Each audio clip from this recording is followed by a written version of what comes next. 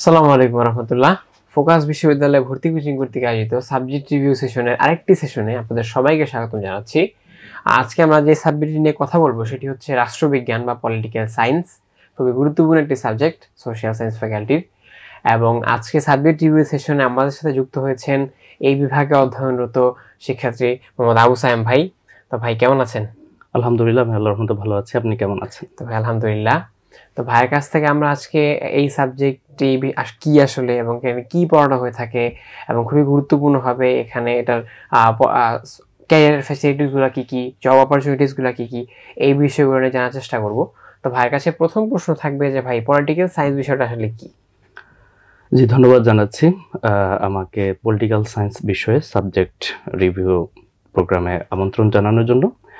তো ঢাকা বিশ্ববিদ্যালয়ে যারা নবীন শিক্ষার্থী আসেন তাদের সর্বপ্রথম যে বিষয়টির সম্মুখীন হতে হয় যে আমি কোন সাবজেক্টটিতে পড়বো এবং এই সাবজেক্টটি কিভাবে পেতে পারি এবং এই সাবজেক্টটিতে আসলে পড়াশোনা করলে আমার ক্যারিয়ার এবং হচ্ছে চাকরি বাকরি এইসব বিষয়গুলো কি হবে, এইসব বিষয় নিয়ে তারা অনেকটা চিন্তিত থাকেন। আর তার ধারাবাহিকতায় ফোকাস বিশ্ববিদ্যালয় ভর্তি কোচিং সেই আয়োজনটুকু করেছে যাতে করে একজন শিক্ষার্থী শুরুতেই সেই চিন্তা থেকে মুক্ত হয়ে সে একটি সুন্দরভাবে চিন্তা ভাবনা করে তার পছন্দের সাবজেক্টটি নিতে পারে। আর তারই ধারাবাহিকতা আজকে আমরা ঢাকা বিশ্ববিদ্যালয়ের সবচেয়ে গুরুত্বপূর্ণ এবং হচ্ছে সোশ্যাল সায়েন্স ফ্যাকাল্টির গুরুত্বপূর্ণ এবং হচ্ছে মোস্ট ডমিনেন্ট একটি সাবজেক্ট বলা যায় এবং এটিকে রয়্যাল সাবজেক্টও বলা হয়ে থাকে, সেটি হচ্ছে পলিটিক্যাল সায়েন্স। তো আমরা এই বিষয়টি নিয়ে কথা বলবো। তো পলিটিক্যাল সায়েন্স বিষয়টি যদি আমরা বলি তাহলে দেখেন বিষয়টা জড়িত এটার সাথে যে এটা যদি বাংলা করি রাষ্ট্রবিজ্ঞান, অর্থাৎ রাষ্ট্রের সাথে সম্পর্কিত বিজ্ঞান, অর্থাৎ যেখানে হচ্ছে পলিসি মেকিং এবং পলিসি ইমপ্লিমেন্টেশন নিয়ে মূলত কাজ করা হয় এবং সেটা যেরকম হচ্ছে বিজ্ঞানাগারে যেরকম ল্যাবে বিভিন্ন বিষয় তথ্যপত্র সংগ্রহ করে সেটা একটা একটা তত্ত্ব আমরা বের করে নিয়ে আসি, তেমনইভাবে পলিটিক্যাল সায়েন্সও যেই সামাজিক এবং অন্যান্য বিষয়গুলো থেকে তথ্যপত্র সংগ্রহ করে সেখানের বিষয়গুলো নিয়ে যে রাষ্ট্র কীভাবে পরিচালিত হবে এবং কী ধরনের নীতি বাস্তবায়ন করা যায় সেই বিষয় মতো এই বিভাগে পড়াশোনা করানো হয়ে থাকে। আর যারা মাল্টিডিসিপ্লিনারি পড়াশোনা করতে আগ্রহী, বিভিন্ন বিষয় নিয়ে জানতে আগ্রহী, তাদের জন্য এটি খুবই গুরুত্বপূর্ণ একটি সাবজেক্ট এবং হচ্ছে বাংলাদেশের সকল বিশ্ববিদ্যালয়গুলোতে এবং কলেজগুলোতে এই বিষয়টি কিন্তু পড়ানো হয়ে থাকে। তো ভাইয়ের কাছ থেকে আমরা যেটা গুরুত্বপূর্ণ বিষয় জানলাম সেটা হচ্ছে যে একটা মাল্টিডিসিপ্লিনারি ফিল্ড পড়াশোনার জন্য খুবই গুরুত্বপূর্ণ একটা সাবজেক্ট। তো তারপরেই যে প্রশ্নটা থাকবে ভাইয়ের কাছে সেটা থেকে গুরুত্বপূর্ণ সেটা হচ্ছে এখানে আসলে কি পড়ানো হয়ে থাকে, কোর্স আউটলাইনটা কি ডিপার্টমেন্টের? জি, রাষ্ট্রবিজ্ঞান বিভাগের কোর্স আউটলাইন যদি বা হচ্ছে এই বিভাগের পড়াশোনা নিয়ে যদি আমরা কথা বলি তাহলে আমরা দেখতে পাবো যে এখানে আসলে এককেন্দ্রিক কোনো পড়াশোনা হয় না। এটার কারণ হলো যে রাষ্ট্রের বিভিন্ন মেকানিজম থাকে এবং রাষ্ট্রের সাথে সম্পর্কিত অর্থনীতি থাকে, সমাজনীতি থাকে এবং পররাষ্ট্রনীতিও থাকে। তো এই বিষয়গুলো কিন্তু সবগুলোর সমন্বয়ে রাষ্ট্রবিজ্ঞানে পড়ানো হয়ে থাকে।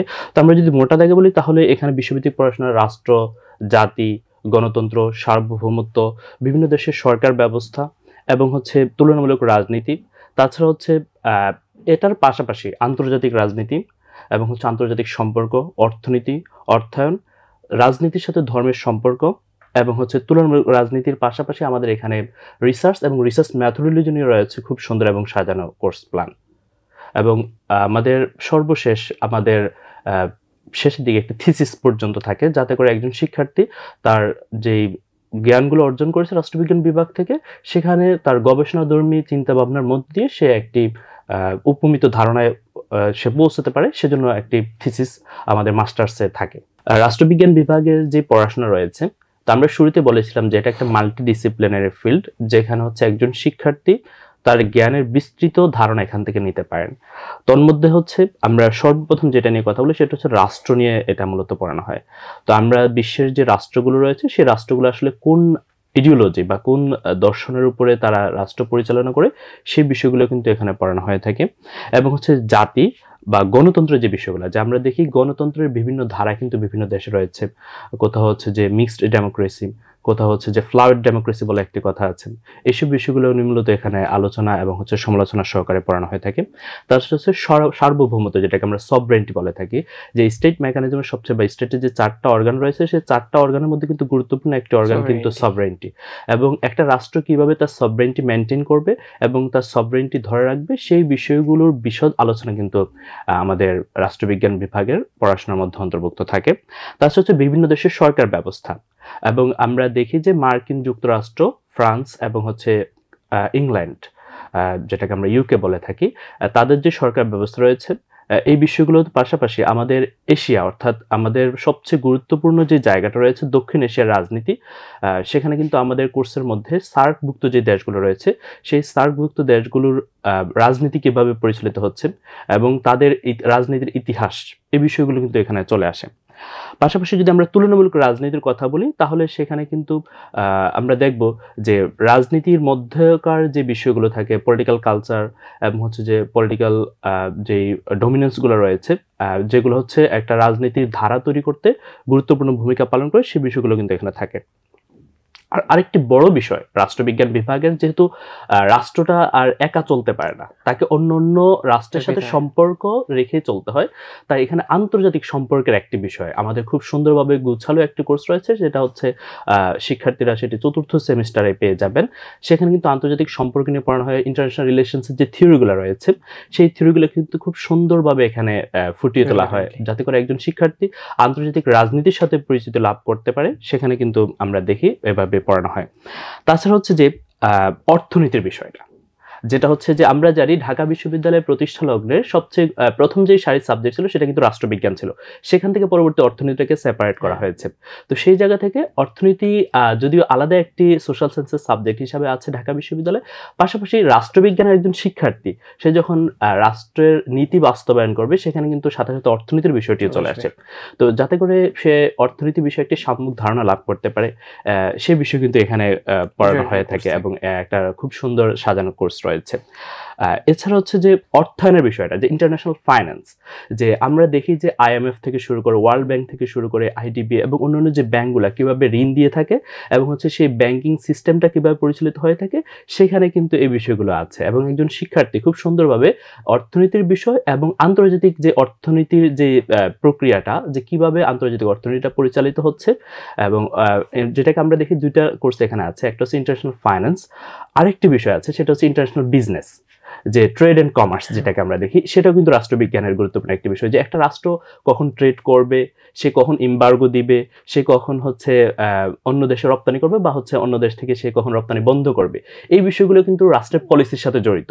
তাই একজন শিক্ষার্থীকে এটা জানতে হবে যে কিভাবে বাজার পরিচালিত হয়, সেই বিষয়গুলো কিন্তু এখানে আছে। তাছাড়া আমরা দেখি যে বাংলাদেশের রাজনৈতিক ইতিহাস, তো বাংলাদেশের রাজনৈতিক ইতিহাসটা যদি আমরা প্রায় মোটা দাগে এখানে 3 ভাবে এটা পড়ানো হয়ে থাকে। একটা হচ্ছে যে আমাদের এখানে pre British east India company, অর্থাৎ যখন এখানে নবাবদের শাসন ছিল সেই সময়টা, তারপর হচ্ছে ব্রিটিশ ইস্ট ইন্ডিয়া কোম্পানি থেকে শুরু করে রানীর যে শাসন আমল ছিল সেই বিষয়গুলো কিন্তু এখানে থাকে। এবং 1947 সালে যে ভারত এবং পাকিস্তানের যে সেপারেশন, সেই সেপারেশনের পর থেকে আমরা যখন পশ্চিম পাকিস্তানের সাথে যুক্ত ছিলাম, সেটাকে আমরা বলতে পারি 1947 টু 1971 পর্যন্ত একটা অংশ কিন্তু এখানে থাকে। তারপরে 1971 থেকে টিল নাও, অর্থাৎ বর্তমান পর্যন্ত, যেটাকে আমরা কন্টেম্পোরারি পলিটিক্স হিসাবে দেখি, সেটাও কিন্তু এখানে আছে। এবং সবচেয়ে মজার বিষয় হচ্ছে যে পলিটিক্যাল ইস্যুস অ্যান্ড প্রায়োরিটিস নিয়ে কিন্তু মাস্টার্সে একটি কোর্স থাকে, যেখানে কিন্তু বাংলাদেশের যে রাজনৈতিক দলগুলো রয়েছে এবং সেই রাজনৈতিক দলগুলোর হচ্ছে মতাদর্শ এবং তাদের হচ্ছে রাজনৈতিক যে কর্মকাণ্ড, সেই বিষয়গুলো কিন্তু মাস্টার্সে পড়ানো হয়ে থাকে। আরেকটি বিষয় আছে, এটা নিয়ে একটা বড় বিতর্ক আছে, যে ধর্মের সাথে রাজনীতির সম্পর্কটা, যে আমরা দেখি যে যেহেতু আমরা এখানে মেজরিটি একটা সংখ্যক বাংলাদেশের মুসলিম, তাছাড়া হচ্ছে ওয়ার্ল্ডের মধ্যে বা বিশ্বের মধ্যে আমরা দেখি যে মুসলমানদের একটা বিশাল সংখ্যক সংখ্যাগরিষ্ঠতা রয়েছে, এবং মধ্যপ্রাচ্যের দেশগুলো কিন্তু ধর্মভিত্তিক রাজনীতির সাথে জড়িত, বিশেষ করে ইরান সম্পূর্ণ ধর্মভিত্তিক একটি রাজনৈতিক রাষ্ট্র। তো বাংলাদেশের যে বিতর্কটা তৈরি হয় সেটা হচ্ছে যে রাজনীতির সাথে ধর্মটা আসলে কতটুকু রিলেভেন্ট, বা ধর্মটা থেকে রাজনীতি কিন্তু একটা পর্যায়ে কিন্তু সেপারেট করা হয়েছিল। এবং আমাদের পড়াশোনার মধ্যে কিন্তু এটা আসবে, যে যখন আমরা হচ্ছে যে পিরিয়ডগুলো পড়বো, অ্যানশিয়েন্ট পিরিয়ড, মিডিয়েভাল পিরিয়ড এবং হচ্ছে যে মডার্ন পিরিয়ড, এই বিষয়গুলোর মধ্যে যে মেডিয়েভাল যেটা আছে, যে যখন হচ্ছে পোপ, অর্থাৎ আমরা দেখি যে চার্চ থেকে কিন্তু যে ধর্ম থেকে বা চার্চের আধিপত্য থেকে রাজনীতি থেকে আলাদা করা হয়েছিল, রাষ্ট্রকে আলাদা করা হয়েছিল, সেটা 1500 সালের দিকে আমরা দেখি। এবং তার মধ্যে কিন্তু প্রোটেস্ট্যান্ট বিপ্লবটা কিন্তু সেখানে আছে। তো সেই জায়গা থেকে আমরা দেখবো যে বাংলাদেশে কিন্তু এই বিতর্কটা থাকে, যে বাংলাদেশের রাজনীতির সাথে এই ধর্মের সম্পর্কটা আছে কিনা, যেটা নিয়ে আমাদের মাস্টার্সে 2য় সেমিস্টারে একটি কোর্স রয়েছে, রিলিজিয়ন অ্যান্ড পলিটিক্স। তো সেখানে দেখানো হয় যে বাংলাদেশের রাজনৈতিক দলগুলোর রাজনৈতিক বিশেষ করে হচ্ছে ধর্মভিত্তিক রাজনৈতিক দলগুলো কেমন এবং সেকুলার বা যারা বামপন্থী রাজনীতি করে তাদের রাজনৈতিক মতাদর্শ কেমন, সেই বিষয়গুলো কিন্তু থাকে এখানে। তো একজন শিক্ষার্থী যারা পলিটিক্সের সাথে রিলিজিয়নের যে সম্পর্কের বিষয়ে যারা জানতে চায় তারা কিন্তু নির্দ্বিধায় রাষ্ট্রবিজ্ঞান সাবজেক্টের এই কোর্সটিতে অনেক আনন্দ পাবেন এবং তারা এখান থেকে অনেক কিছু শিখতে পাবেন। আর আরেকটি বিষয় কিন্তু আমরা দেখি যে সেটা হচ্ছে যে রিসার্চ, যে রাষ্ট্রবিজ্ঞানের বড় একটি জায়গা হচ্ছে রিসার্চের জায়গা। তো আমাদের হচ্ছে 4th সেমিস্টারের কোয়ালিটি এবং কোয়ান্টিটিভ রিসার্চ মেথোডোলজি নিয়ে পড়ানো হয় এবং মাস্টার্সে কিন্তু সেখানে আবার সেটাকে একটু ব্রডলি আলোচনা করা হয় এবং সেখানে মনোগ্রাফ বা থিসিস বা এইসব টাইপের একটা তারা একটি বিষয় পাবে। তো সেই বিষয়ের মধ্য দিয়ে মূলত হচ্ছে যে রিসার্চ এবং হচ্ছে রিসার্চ ম্যাথোডোলজি যে কোর্সটা, সেটার একটা অ্যাপ্লাইড জায়গা কিন্তু মাস্টার্সে গিয়ে একজন শিক্ষার্থী পেয়ে থাকবে। তো রিসার্চ এবং রিসার্চ ম্যাথোডোলজি কিন্তু রাষ্ট্রবিজ্ঞান খুব সুন্দর এবং সাজানো কোর্স রয়েছে। এই হচ্ছে আমরা মোটা থেকে বলতে পারি রাষ্ট্রবিজ্ঞানের যে পড়াশোনা এবং হচ্ছে পড়াশোনার ধরনগুলো। ভাই আমাদেরকে খুব মানে বিস্তারিতভাবে এই ডিপার্টমেন্টে কি পড়ানো হয়ে থাকে, কি বিষয় আছে এবং তার সাথে রেলেভেন্স রেখে অনেক কিছু আমাদেরকে জানালেন। তো ভাইকে খুবই ধন্যবাদ জানাচ্ছি। তারপরে ভাইয়ের কাছে যে প্রশ্নটা থাকবে সেটি হচ্ছে কত থেকে কত সিরিয়ালের মধ্যে থাকলে আসলে সাবজেক্টটা পাওয়া যায়? জি, ঢাকা বিশ্ববিদ্যালয়ের ভর্তি পরীক্ষায় যারা হচ্ছে মেরিট পজিশন প্রথম দিকে থাকে তারাই মূলত এই সাবজেক্টটি পেয়ে থাকে। তো আমরা যদি গত বছর অর্থাৎ 2023-24 সেশনের ডাটা নিয়ে আমরা কথা বলি, তাহলে আমরা দেখতে পাবো যে রাষ্ট্রবিজ্ঞানের আসন সংখ্যা হচ্ছে টোটাল 160, অর্থাৎ 160 জন শিক্ষার্থী এই বিভাগে ভর্তি হতে পারেন। তার মধ্যে মানবিক বিভাগের জন্য আসন বরাদ্দ থাকে 75টি এবং সেখানে আমরা গত বছর দেখেছি যে 114 মেরিট পজিশন থেকে শুরু করে 367তম যে মেরিট পজিশন ছিল সেই মেরিট পজিশন পর্যন্ত এই সাবজেক্টটি যা শিক্ষার্থীরা পেয়েছেন। এরপরে কিন্তু আর এই সাবজেক্টটি পাওয়া যায় মানে শিক্ষার্থীরা পাননি। আর বিজ্ঞান বিভাগের জন্য আসন সংখ্যা বরাদ্দ রয়েছে 60টি। তো সেখানে 120 মেরিট পজিশন থেকে এই সাবজেক্টটি নেওয়া শুরু হয়েছে এবং সেটি শেষ হয়েছে 431 মেরিট পজিশন পর্যন্ত। এছাড়া ব্যবসায় শিক্ষা থেকে যারা আসেন তো তাদের জন্য আসন সংখ্যা বরাদ্দ রয়েছে 15টি এবং সেটা শুরু হয়েছে 20 থেকে, অর্থাৎ তাদের যার সিরিয়াল মেরিট পজিশন ছিল 20 এবং শেষ হয়েছে 160-এ গিয়ে, অর্থাৎ এই 15টি সাবজেক্ট সিট বরাদ্দের জন্য। তো আর অন্যান্য কোটা যেটা থাকে সেটা হচ্ছে 10টি সিট সেখানে থাকে, সব মিলিয়ে টোটাল 160টি। তো বলতে গেলে কিন্তু প্রথম সারির সাবজেক্ট, মানে আপনাকে মোটামুটি 350-এর মধ্যে থাকতেই হবে এটা পাওয়ার জন্য, নাহলে সেফ জোন বলা যায়, তারপর আর পাওয়া যায় না। তো তারপর ভাইয়ের কাছে যে প্রশ্নটা থাকবে সেটি হচ্ছে যে এখানে আপনি যে কোর্সের কথাগুলো বললেন ভাই, এটা কি আসলে মানে ইয়ার সিস্টেম নাকি সেমিস্টার সিস্টেম, অথবা এটা টাইমটা কেমন, এই বিষয়ে যদি একটু বলেন আর কি। ঢাকা বিশ্ববিদ্যালয়ে অনার্স অন্যান্য যে ডিপার্টমেন্টগুলো বা বিভাগগুলো রয়েছে সেই বিভাগগুলোর মধ্যে রাষ্ট্রবিজ্ঞানেও সেমিস্টার সিস্টেম, হাতে কোনো 2-1টি ডিপার্টমেন্ট রয়েছে যারা ইয়ার সিস্টেমে পরীক্ষা নিয়ে থাকে। তো এখানে হচ্ছে 4 বছর অনার্স এবং হচ্ছে 1 বছর হচ্ছে মাস্টার্স। যারা রেগুলার অনার্সের শিক্ষার্থী তারাই কেবল এখানে মাস্টার্স করতে পারেন, তাছাড়া অন্য কেউ এখানে মাস্টার্সে ভর্তি হতে পারেন না। আর হচ্ছে বছরে 2টি সেমিস্টার হয়ে থাকে, সেটা হচ্ছে 4 মাস বা 5 মাসের মাথায় একটি সেমিস্টার হবে এবং পরবর্তীতে হচ্ছে 10ম মাসের মাথায় আরেকটি সেমিস্টার হয়ে থাকে। আর মাঝামাঝি সময়গুলোতে হচ্ছে ইনকোর্স পরীক্ষা, যেটাকে আমরা মিড টার্ম বলি, প্রেজেন্টেশন থাকে এবং হচ্ছে বিভিন্ন ধরনের যে আমরা কর্মশালাগুলো, অর্থাৎ যেটাকে আমরা অনেকটা বলতে পারি হচ্ছে যে টিচার আমাদেরকে সেই কাজগুলো দিয়ে থাকেন, আমরা সেগুলো হচ্ছে টিচারদের সাথে ডিসকাস করি, আলোচনা করি এবং হচ্ছে সেগুলো টিচারদের কাছে প্রেজেন্ট করি। এই বিষয়গুলো মূলত থাকে। আর পরীক্ষার ফ্রিকোয়েন্সি যদি আমরা বলি তাহলে আসলে মোটামুটি দেখা যাচ্ছে যে প্রথম 1 মাস বা 1.5 মাস একটু রিল্যাক্সে থাকা যায়, পরবর্তীতে কিন্তু মিড টার্ম, তারপর ক্লাস টেস্ট এবং হচ্ছে অ্যাসাইনমেন্টের বিষয়গুলো কিন্তু চলে আসে। আর সপ্তাহে ক্লাসের বিষয়টা যদি আমরা বলি, সপ্তাহে টোটাল 8 থেকে 10টা ক্লাস হয়ে থাকে এবং যদি আমরা সময় হিসাবে ধরি তাহলে সেটা 12 থেকে 14 ঘন্টা একটা সপ্তাহে একজন শিক্ষার্থী এই ক্লাসগুলো পেয়ে থাকেন। এবং সবচেয়ে নবীন শিক্ষার্থীদের কাছে আরেকটি সুখবর হচ্ছে রাষ্ট্রবিজ্ঞান কিন্তু খুবই স্মুথ এবং হচ্ছে খুবই মজার একটি জায়গা। সেখানে কিন্তু আপনি খুব হেসে খেলে ক্লাসগুলো করতে পারবেন, মানে চাপহীনভাবে বলা যায়। খুবই দারুণ একটি ডিপার্টমেন্ট, খুবই মানে চাপ, আপনি যদি পড়তে পারেন, পড়ার আগ্রহ থাকে তাহলে অবশ্যই চাপ কম লাগবে আপনার কাছে। তো তারপরে যেই সবথেকে গুরুত্বপূর্ণ প্রশ্নটা থাকে ভাইয়ের কাছে সেটি হচ্ছে যে এই বিভাগের ক্যারিয়ার ফ্যাসিলিটিসগুলো কেমন বা হায়ার স্টাডিজের ফ্যাসিলিটিসগুলো কেমন? জি, এখানে দুটি বিষয় আছে। একটা হচ্ছে যে ক্যারিয়ার ফ্যাসিলিটিসের মধ্যে আমি বলি তাহলে একটা হচ্ছে যে দেশে চাকরি এবং হচ্ছে গবেষণার বিষয়, এছাড়া অন্যদিকে হচ্ছে যে বাহিরে উচ্চশিক্ষার জন্য যাওয়ার বিষয়। তো আমরা যদি দেশের চাকরির কথা বলি সেখানে হচ্ছে যে সরকারি সব কলেজে কিন্তু পরিণতি বিষয়টি পড়ানো হয় এবং যারা রাষ্ট্রবিজ্ঞান থেকে পড়াশোনা করেন তারা মূলত এই বিষয়টি পড়িয়ে থাকেন। প্রায় 80% কলেজে কিন্তু পরিণতি বিষয়টি আছে। তাছাড়া সরকারি কলেজগুলোতে রাষ্ট্রবিজ্ঞান বিষয়টিও আছে। তো এক্ষেত্রে আমরা বলতে পারি যে খুব বড় সংখ্যক একটি জায়গা রয়েছে দেশের চাকরির বাজারে রাষ্ট্রবিজ্ঞান বিভাগ থেকে। তাছাড়া প্রত্যেক বিসিএসই কিন্তু রাষ্ট্রবিজ্ঞান সাবজেক্টের উপরে 35 থেকে 40 জনকে নিয়োগ দেওয়া হয়। তাই বিসিএসই কিন্তু এটা একটা ভালো ডমিনেন্স রয়েছে। এছাড়া হচ্ছে সরকারি, বেসরকারি, তাছাড়া এনজিও এবং বিশেষত গবেষণা প্রতিষ্ঠানগুলো রয়েছে। সেই গবেষণা প্রতিষ্ঠানগুলোতে তিনি হচ্ছেন ডাটা অ্যানালাইস্ট হিসাবে, তারপর হচ্ছে তথ্য সংগ্রহকারী হিসাবে, তারপর হচ্ছে যে সেখানে তিনি একজন গবেষণা সহযোগী হিসাবে কিন্তু আমরা কাজ করার সুযোগ পেয়ে থাকেন। এছাড়া হচ্ছে এই সাবজেক্ট যেহেতু একটি, আমরা শুরুতে বলেছিলাম মাল্টিডিসিপ্লিনারি সাবজেক্ট, তাই একজন শিক্ষার্থী এইখান থেকে বের হওয়ার পরে কিন্তু তার অনেক স্কোপ থাকে, যে কোনো জায়গায় সে কিন্তু একটা গুড চয়েস নিয়ে নিতে পারে এই সাবজেক্টে পড়াশোনা করার পরে। আর আমার মনে হয় যে গবেষণা এবং হচ্ছে চাকরির বাজারে রাষ্ট্রবিজ্ঞান বিভাগের মতো অন্য বিভাগের খুব সুযোগ কমই আছে আমি মনে করি একজন রাষ্ট্রবিজ্ঞানের শিক্ষার্থী হিসাবে।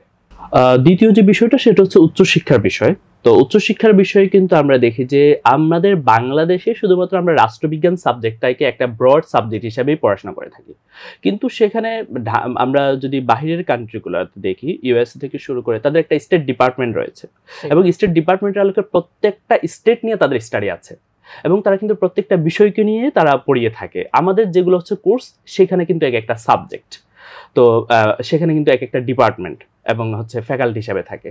তো আমি এবং আমরা দেখি যে আমাদের প্রত্যেক বছরেই ভালো সংখ্যক, এক উল্লেখযোগ্য সংখ্যক শিক্ষার্থী যারা রাষ্ট্রবিজ্ঞান থেকে পড়াশোনা করেন, তারা কিন্তু পিএইচডি সহ এবং গবেষণাধর্মী যে বিষয়গুলো রয়েছে সেই বিষয়ে কিন্তু বাইরে পড়াশোনা করতে যান, এবং আমাদের শিক্ষকরা কিন্তু আমাদেরকে এই বিষয়ে উদ্বুদ্ধ করে থাকেন, এবং তারা আমাদেরকে সর্বোচ্চ এই বিষয়ে আমাদেরকে সহযোগিতা করার আশ্বাস দিয়ে থাকেন যে তোমাদের বাইরে যাওয়ার বিষয়ে আমরা সর্বোচ্চ চেষ্টা এবং হচ্ছে তোমাদের যে বিষয়গুলো লাগে সেটা আমরা করে দেব। আর আমি মনে করি যে একজন শিক্ষার্থী যদি রাষ্ট্রবিজ্ঞান বিভাগে পড়াশোনা করে, তার জন্য কিন্তু বাহিরে উচ্চশিক্ষার অনেক অনেক সুযোগ তৈরি হয়ে যায়। আর এছাড়া হচ্ছে আমি যদি আরেকটা বিষয় নিয়ে কথা বলি, সেটা হচ্ছে যে ঢাকা বিশ্ববিদ্যালয়ের যে ক্লাব অ্যাক্টিভিজম থেকে শুরু করে বা কো কারিকুলার অ্যাক্টিভিটিস, আমরা যদি বলে থাকি যে রাষ্ট্রবিজ্ঞান বিভাগ অনেকটা হচ্ছে যে রিল্যাক্সের জায়গা রয়েছে, যে শিক্ষার্থী চাপহীন প্রশ্ন করবে, এবং হচ্ছে এখানে যে রেজাল্ট ওঠানোর বিষয়টা আছে, যে একজন শিক্ষার্থী আসলে সবচেয়ে বেশি টেনশনে থাকে যে আমার রেজাল্ট উঠবে কিনা। রাষ্ট্রবিজ্ঞান বিভাগে রেগুলার যদি একজন শিক্ষার্থী পড়াশোনা করে থাকে, এবং সে যদি 2 থেকে 3 ঘন্টাও সময় দেয়, প্রত্যেকদিন সে যদি পড়াশোনা 2 ঘন্টাও সময় দেয়, তাহলে কিন্তু এখান থেকে 3.5 ওঠানোটা খুব বেশি কঠিন কিছু না, এবং এটা অনায়াসে উঠে যাবে, এবং এখানে 4 আউট অফ 4ও আছে এবং উঠানো যায়। তো আমি মনে করি যে এক্সট্রা কো কারিকুলার অ্যাক্টিভিটিসের জন্য রাষ্ট্রবিজ্ঞান বিভাগে শিক্ষার্থীরা অনেক এগিয়ে থাকে, এবং ক্যাম্পাসের মধ্যে কিন্তু খেলাধুলা থেকে শুরু করে অন্যান্য বিষয়ে কিন্তু রাষ্ট্রবিজ্ঞান খুবই সুপরিচিত একটি ডিপার্টমেন্ট বলা যায়। ভাই হচ্ছে আমাদের সাথে গুরুত্বপূর্ণ পয়েন্টটি খুব সুন্দরভাবে উপস্থাপন করলেন। এই সাবজেক্টে আসলে ক্যারিয়ার ফিল্ড কিন্তু অনেক, অপরচুনিটিস অনেক, সাথে সাথে আপনার যদি হায়ার স্টাডিজের কথা বলি, সেখানে অনেক বেশি ফ্যাসিলিটিস পাওয়া যায় ডিপার্টমেন্ট থেকে। তো তারপর ভাইয়ের যে প্রশ্নটা থাকবে, ভাই কিছুদিন পরে আপনার জুনিয়র আসবে ডিপার্টমেন্টে, তো তাদের প্রতি করণীয় কিছু উপদেশ আপনি যদি দিয়ে থাকেন। জি, নবাগতদের উদ্দেশ্য আমার এটাই বলা থাকবে যে বিভাগ হিসেবে রাষ্ট্রবিজ্ঞান খুবই চমৎকার একটি বিভাগ, এর পড়াশোনার ক্ষেত্রটা অনেক বিস্তৃত, এবং তুমি তোমার যে মস্তিষ্ক বা হচ্ছে যে লেন্স দিয়ে তুমি কিন্তু রাষ্ট্র, সমাজ, রাজনীতিকে দেখার সুযোগ পাবে, এবং হচ্ছে জাতীয় রাজনীতিতে দশাচ্ছন্ন যে মতভেদগুলো রয়েছে, এবং আন্তর্জাতিক রাজনীতি কিভাবে পরিচালিত হয়, সেখানে অর্থনীতির সাথে রাজনীতির সম্পর্কে কি রয়েছে, সেই বিষয়গুলো কিন্তু খুব সুন্দরভাবে তুমি এখান থেকে পেয়ে যাবে। তাই তোমার কিন্তু যে জানার জায়গাটা এবং আগ্রহের জায়গাটা, এবং হচ্ছে যে যারা হচ্ছে বর্তমান রাজনীতিতে অংশগ্রহণ করতে চায়, তারা কিন্তু নির্দ্বিধায় এই সাবজেক্টে চলে আসতে পারো, এবং হচ্ছে আশা করছি রাষ্ট্রবিজ্ঞান বিভাগের যে শিক্ষক রয়েছেন, এবং আমাদের যেই বিশেষ করে আমরা যদি বলেই থাকি প্রফেসর আব্দুর রাজ্জাকের নাম হয়তো তোমরা শুনে থাকবে, রৌনক জাহানদের মতো যে কিংবদন্তিদের ডিপার্টমেন্ট কিন্তু এটা। তো আমি মনে করি যে এখানে শিক্ষকদের সান্নিধ্য তোমাকে অবশ্যই মুগ্ধ করবে, এবং এখানে যে বিশাল একটি সংখ্যক তোমার কমিউনিকেশন তৈরি করার সুযোগ তৈরি হবে, প্রায় 1000 শিক্ষার্থীর ডিপার্টমেন্ট বলা যায়। তাছাড়া হচ্ছে রাষ্ট্রবিজ্ঞান বিভাগ থেকে যে পড়াশোনা করে আমাদের যারা অগ্রজরা ছিলেন, তারা কিন্তু দেশের প্রশাসন থেকে শুরু করে প্রত্যেকটি জায়গায় ছড়িয়ে আছেন, তুমি যেখানেই যাবে সেখানে কিন্তু রাষ্ট্রবিজ্ঞান বিভাগের একজন ভাইকে পেয়ে যাবে। তাই এই বড় একটি কমিউনিকেশনের জায়গা, এবং হচ্ছে যে পড়াশোনার বিস্তৃতির জায়গা, এবং হচ্ছে সুন্দর একটি পরিবেশ তুমি কিন্তু রাষ্ট্রবিজ্ঞান বিভাগে পাবে। তাই নবীনদের উদ্দেশ্য বলবো, যারা হচ্ছে এই বিষয়ে আগ্রহী, তারা নির্দ্বিধায় রাষ্ট্রবিজ্ঞান বিভাগটিকে তোমাদের পছন্দের সারিতে রাখতে পারো। তো ভাই হচ্ছে আমাদের মোটামুটি আজকের সেশনে যেই বিষয়গুলো আমাদের আলোকপাত করার প্রয়োজন ছিল খুবই গুরুত্বপূর্ণ যে বিষয়গুলো ছিল যে এটা সিরিয়াল প্লাস হচ্ছে সাবজেক্টে কি পড়ানো হয়ে থাকে এবং এটার ক্যারিয়ার ফ্যাসিলিটিসগুলো কি কি সবগুলো খুব সুন্দরভাবে উপস্থাপন করেছেন। তো সেশনের পক্ষ থেকে ভাইকে আবারও ধন্যবাদ জানাচ্ছি। এবং আমাদের এই সেশনটি পলিটিক্যাল সায়েন্সের রিভিউ সেশনটি আমরা এখানেই সমাপ্ত করব এবং ইনশাআল্লাহ আগামী কোনো সেশনে দেখা হচ্ছে।